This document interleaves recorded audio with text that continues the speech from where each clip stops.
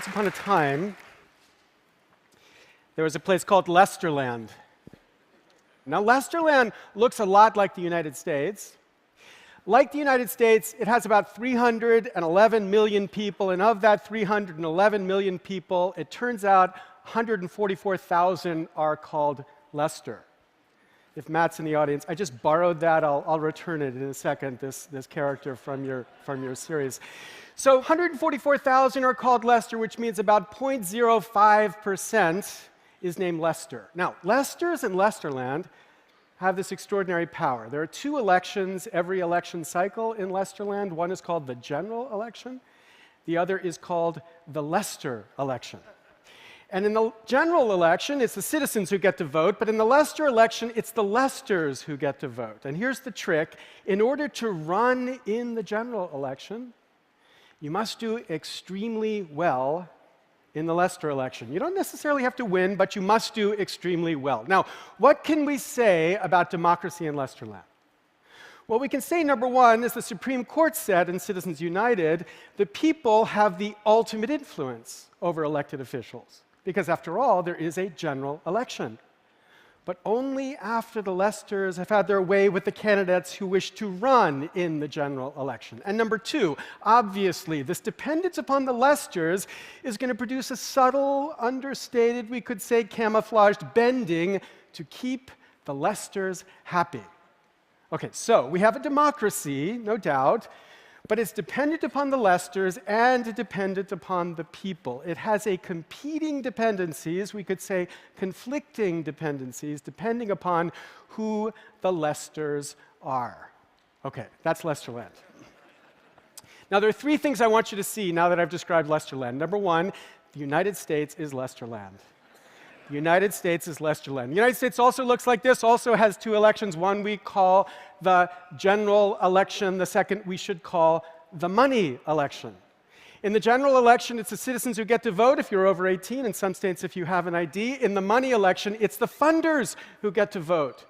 The funders who get to vote. And just like in Lesterland, the trick is to run in the general election, you must do extremely well. In the money election, you don't necessarily have to win. There is Jerry Brown, but you must do extremely well. And here's the key. There are just as few relevant funders in USA land as there are Lesters in Lesterland.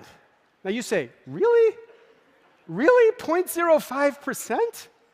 Well, here are the numbers from 2010. 0.26% of America gave $200 or more to any federal candidate. 0.05% gave the maximum amount to any federal candidate. 0.01%, the 1% of the 1%, gave $10,000 or more to federal candidates. And in this election cycle, my favorite statistic is 0.000042%. For those of you doing the numbers, you know that's 132 Americans gave 60% of the super PAC money spent in the cycle we have just seen ending. So I'm just a lawyer. I look at this range of numbers, and I say it's fair for me to say it's 0.05% who are irrelevant funders in America. In this sense, the funders are our Lesters. Now, what can we say about this democracy in USA land? Well, as the Supreme Court said in Citizens United, we could say, of course, the people have the ultimate influence over the elected officials. We have a general election, but only after the funders have had their way with the candidates who wish to run in that general election. And number two, obviously, this dependence upon the funders produces a subtle, understated, camouflaged bending to keep the funders happy. Candidates for Congress and members of Congress spend between 30 and 70% of their time raising money to get back to Congress or to get their party back into power. And the question we need to ask is, what does it do to them, these humans, as they spend their time behind a telephone calling people they've never met, but calling the tiniest slice of the 1%? As anyone would, as they do this, they develop a sixth sense, a constant awareness about how what they do might affect their ability to raise money. They become, in the words of the X-Files, shapeshifters, as they constantly adjust their views in light of what they know will help them to raise money, not on issues 1 to 10, but on issues 11 to 1,000. Leslie Byrne, a Democrat from Virginia, describes that when she went to Congress, she was told by a colleague, quote, always lean to the green. Then to clarify, she went on, he was not an environmentalist. So here, too, we have a democracy dependent upon the funders and dependent upon the people, competing dependencies, possibly conflicting dependencies depending upon who the funders are. Okay, the United States is Lesterland, point number one. Here's point number two. The United States is worse than Lesterland. Worse than Lesterland. Because you can imagine in Lesterland, if we Lesters got a letter from the government that said, hey, you get to pick who gets to run in the general election, we would think maybe of a kind of aristocracy of the Lesters. You know, there are Lesters from every part of social society. There are rich Lesters, poor Lesters, black Lesters, white Lesters, not many women Lesters, but put that to the side 1 second. We have Lesters from everywhere. We could think, what could we do to make Lesterland better? It's at least possible the Lesters would act for the good of Lesterland.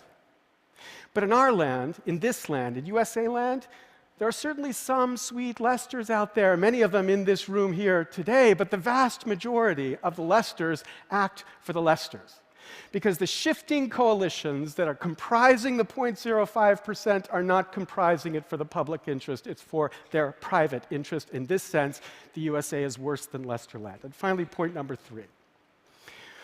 Whatever one wants to say about Lesterland against the background of its history, its traditions, in our land, in USA land, Lesterland is a corruption, a corruption. Now, by corruption, I don't mean brown paper bag, cash secreted among members of Congress. I don't mean Rob Blagojevich sense of corruption. I don't mean any criminal act. The corruption I'm talking about is perfectly legal.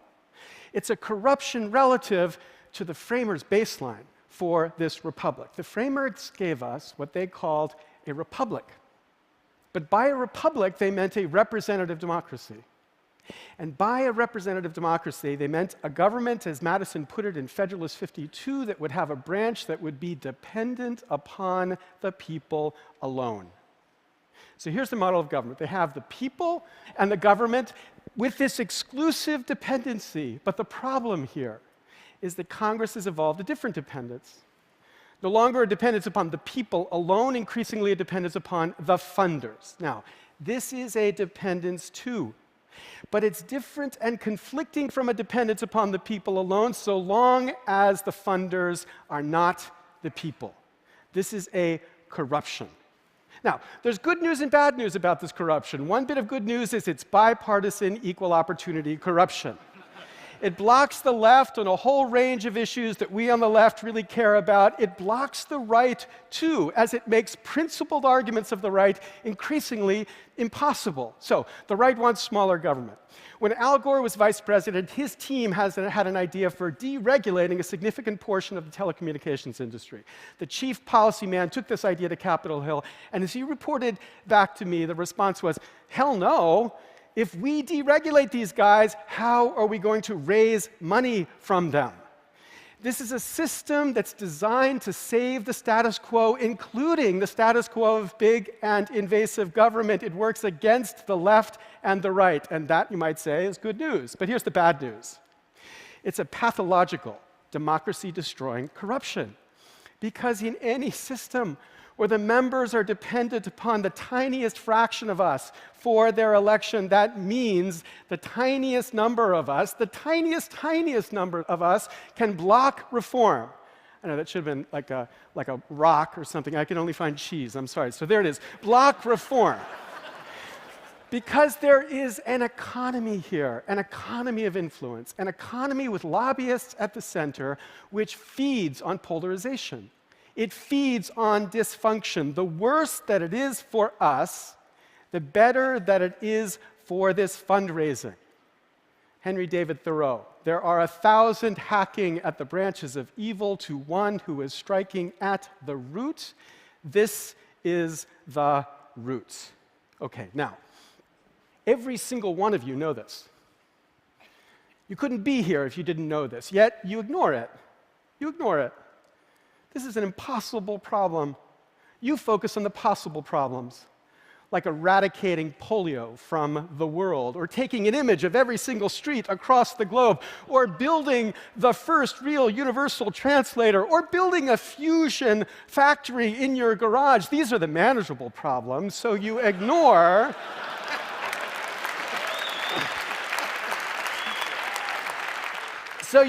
this corruption. But we cannot ignore this corruption anymore. We need a government that works. And not works for the left or the right, but works for the left and the right, the citizens of the left and right, because there is no sensible reform possible until we end this corruption. So I want you to take hold, to grab the issue you care the most about. Climate change is mine, but it might be financial reform or a simpler tax system or inequality. Grab that issue, sit it down in front of you, look straight in its eyes and tell it there is no Christmas this year. There will never be a Christmas. We will never get your issue solved until we fix this issue first. So it's not that mine is the most important issue. It's not. Yours is the most important issue, but mine is the first issue. The issue we have to solve before we get to fix the issues you care about. No sensible reform, and we cannot afford a world, a future, with no sensible reform. Okay, so how do we do it? Turns out the analytics here are easy, simple. If the problem is members spending an extraordinary amount of time fundraising from the tiniest slice of America, the solution is to have them spend less time fundraising, but fundraise from a wider slice of America, to spread it out, to spread the funder influence so that we restore the idea of dependence upon the people alone. And to do this does not require a constitutional amendment changing the First Amendment. To do this would require a single statute, a statute establishing what we think of as small dollar funded elections, a statute of citizen-funded campaigns. And there are any number of these proposals out there. Fair Elections Now Act, the American Anti-Corruption Act, an idea in my book that I call the Grant and Franklin Project to give vouchers to people to fund elections, an idea of John Sarbanes called the Grassroots Democracy Act. Each of these would fix this corruption by spreading out the influence of funders to all of us. The analytics are easy here. It's the politics that's hard. Indeed, impossibly hard, because this reform would shrink K Street. Shrink K Street. And Capitol Hill, as Congressman Jim Cooper, a Democrat from Tennessee, put it, has become a farm league for K Street. A farm league for K Street. Members and staffers and bureaucrats have an increasingly common business model in their head, business model focused on their life after government, their life as lobbyists.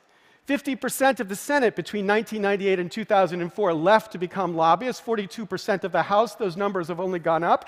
And as United Republic calculated last April, the average increase in salary for those who they tracked was 1,452%. So it's fair to ask, how is it possible for them to change this?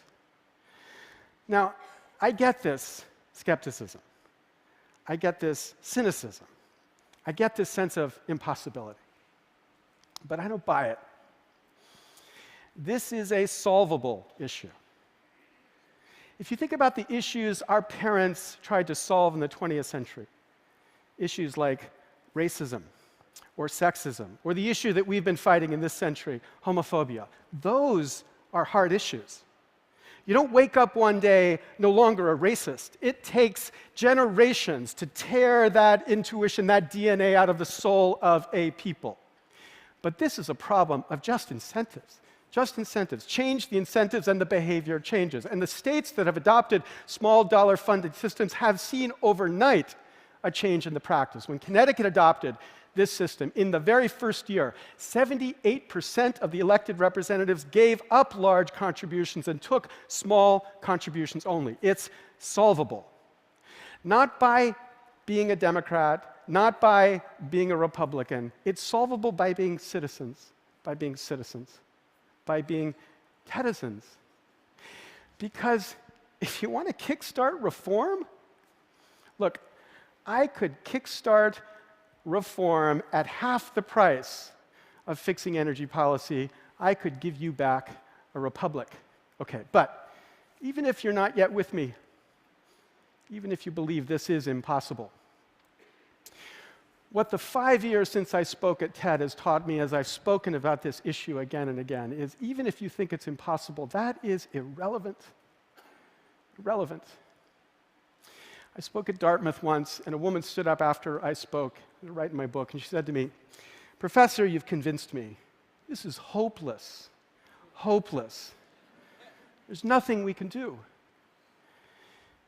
When she said that, I scrambled. I tried to think, how do I respond to that hopelessness? What is that sense of hopelessness? And what hit me was an image of my 6-year-old son.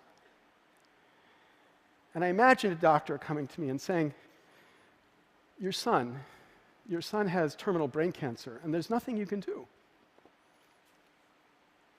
Nothing you can do. So, would I do nothing? I just sit there, accept that? Okay, nothing I can do. I'm going off to build Google Glass. Of course not. I would do everything I could, and I would do everything I could because this is what love means, that the odds are irrelevant, and that you do whatever the hell you can, the odds be damned. And then I saw the obvious link, because even we liberals love this country. And so when the pundits and the politicians say that change is impossible, what this love of country says back is that's just irrelevant. We lose something dear, something everyone in this room loves and cherishes if we lose this republic. And so we act with everything we can to prove these pundits wrong. So here's my question. Do you have that love? Do you have that love? Because if you do, then what the hell are you? What the hell are we doing? When Ben Franklin was carried from the Constitutional Convention in September of 1787, he was stopped in the street by a woman who said, "Mr. Franklin, what have you wrought?" Franklin said, "A republic, madam, if you can keep it. A republic, a representative democracy, a government dependent upon the people alone." We have lost that republic. All of us have to act to get it back. Thank you very much. Thank you. Thank you. Thank you. Thank you.